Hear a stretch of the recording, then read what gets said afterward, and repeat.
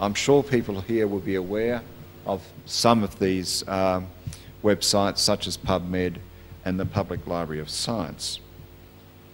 What I see happening with these is the possibility of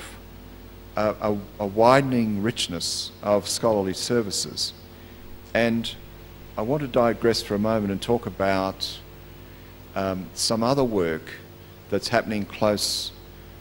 by me at QUT, which is in the area of what's called open innovation.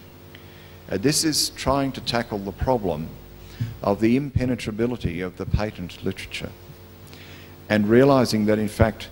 there's very large amounts of information that are valuable, and particularly valuable for innovators who couldn't access it through being associated with an institution or a scientific research establishment, and particularly in areas which are challenged with new ways of getting agricultural productivity and so on. And so we have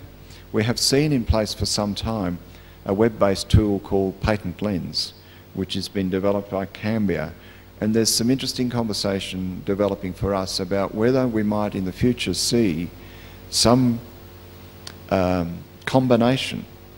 of access to researchers with a particular field of inquiry which combines the scholarly outputs,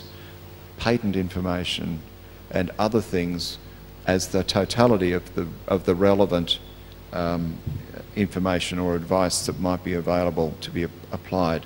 to a particular problem. So going back to that previous slide, the proposal from the Wellcome Trust was this, and it's actually somebody saying this in a meeting about 4 years ago in Europe, and that is that if the problem for supporting open access journals is a revenue stream,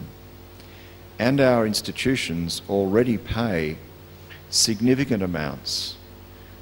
in the subscription business model, why wouldn't it be that you could divert that revenue from that purpose to this other purpose? And the answer is that in theory that would be a nice idea if we had an international magic wand that we could wave overnight and get us all onto the same page with that different model. But that's not in fact possible. And what's actually happened with open access publishing is that where we're talking about large titles, we're talking about certain domains, certain discipline. And so I think that we must be content with living in a hybrid world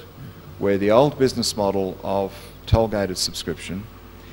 new models for providing better awareness of what an institution or an individual has produced by way of quality research on the web is available, and new models of providing scholarly research outputs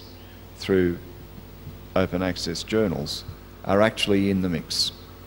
I'd be happy to speculate about the future of scholarly publishing, but I think that's enough for me to start off some discussion and some questions. Thank you for your attention.